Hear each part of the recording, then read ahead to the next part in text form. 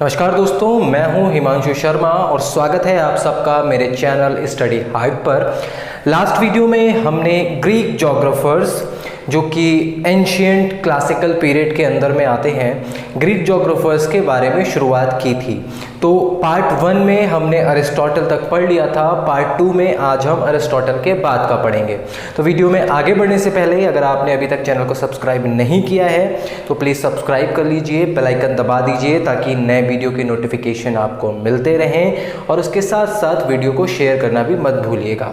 और एक सबसे ज़्यादा इम्पॉर्टेंट बात कि अगर आपको इन वीडियोस के नोट्स PDF फॉर्मेट में चाहिए तो वीडियो के डिस्क्रिप्शन में टेलीग्राम चैनल का लिंक है, उसको भी आप ज्वाइन कर सकते हैं। वहाँ पे आपको नोट्स अवेलेबल करा दिए जाएंगे। तो बात करें इस वीडियो की, तो ये वीडियो होने वाला है ग्रीक जोग्राफर्स का पार्ट 2, जिसमें हम बात करेंगे अरिस्टोटल के आगे के जोग्राफर्स की, जिसमें सबसे पहला नाम आता है थियोफ्रेस्टस का। थियोफ्रेस्टस का जो ड्यूरेशन है या जो काल है वो है 372 से लेकर 288 बिफोर क्राइस्ट या BC तक। ठीक है, 372 टू 288 BC इनका टाइम ड्यूरेशन है। इनके बारे में कुछ पॉइंट्स जो कि हमें जानने ज़रूरी हैं। सबसे पहली बात देखिए, आप याद रखिए कि अरिस्टोटल के बाद थियोफ्रेस्टस को पढ़ना स्टार्ट किया है हमने सीक्वेंस में, ये अरिस्टोटल के बाद आते हैं। ठीक है, तो पहला पॉइंट क्या है, स्टूडेंट ऑफ अरिस्टोटल। थियोफ्रेस्टस किसके स्टूडेंट थे? अरिस्टोटल के स्टूडेंट थे। ठीक है, सेकेंड पॉइंट है हमारा discussed about relationship between climate and vegetation. Climate और वेजिटेशन के बीच में क्या रिलेशन है? क्या क्लाइमेट में अगर कुछ चेंज होता है तो वेजिटेशन की टेंडेंसी या उसका नेचर कुछ बदल जाता है?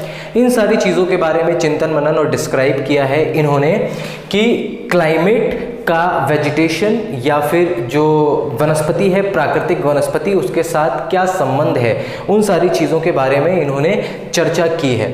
ठीक है, उसके अलावा इन्होंने सॉइल के बारे में भी बहुत ज़्यादा अध्ययन किया, स्टडीड अबाउट सॉइल, यानी कि मृदा के बारे में, मिट्टी के बारे में। तो जाहिर सी बात है कि जब इन्होंने वेजिटेशन और क्लाइमेट के बारे में पढ़ा है तो वेजिटेशन से डायरेक्टली रिलेटेड क्या है? सॉइल, क्योंकि वेजिटेशन सॉइल में ही वेजिटेशन होती है। ठीक है, तो इन्होंने सॉइल की भी स्टडी की।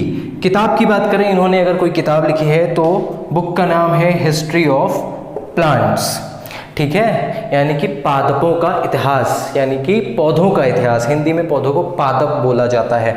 तो हिस्ट्री ऑफ प्लांट्स इन्होंने बुक लिखी है। उसके अलावा इस किताब में इन्होंने मैसेडोनिया नाम की जो जगह है उसके प्लेन्स, उसके माउंटेन्स एंड उसके वेजिटेशन, यानी मैसेडोनिया में जो मैदानी इलाके हैं, जो पर्वतीय क्षेत्र हैं और जो प्राकृतिक वनस्पति है, उन सभी के बारे में अपनी इस किताब हिस्ट्री ऑफ प्लांट में डिस्कस किया है। और क्योंकि इन्होंने वेजिटेशन पे ज़्यादा ध्यान दिया है, वेजिटेशन के लिए इन्होंने क्लाइमेट भी पढ़ी है, उसके बाद सॉइल भी पढ़ी है, तो इनका ज़्यादातर काम वनस्पतियों या फिर फ्लोरा से या नेचुरल वेजिटेशन से ही जुड़ा हुआ है। तो इनके इस सारे काम को देखते हुए इनको क्या कहा जाता है? फादर ऑफ बॉटनी, यानी कि वनस्पति विज्ञान का पिता इनको कहा जाता है। ठीक है, तो आप यहाँ से ये सारी चीज़ें नोट कर सकते हैं। This is all about Theophrastus.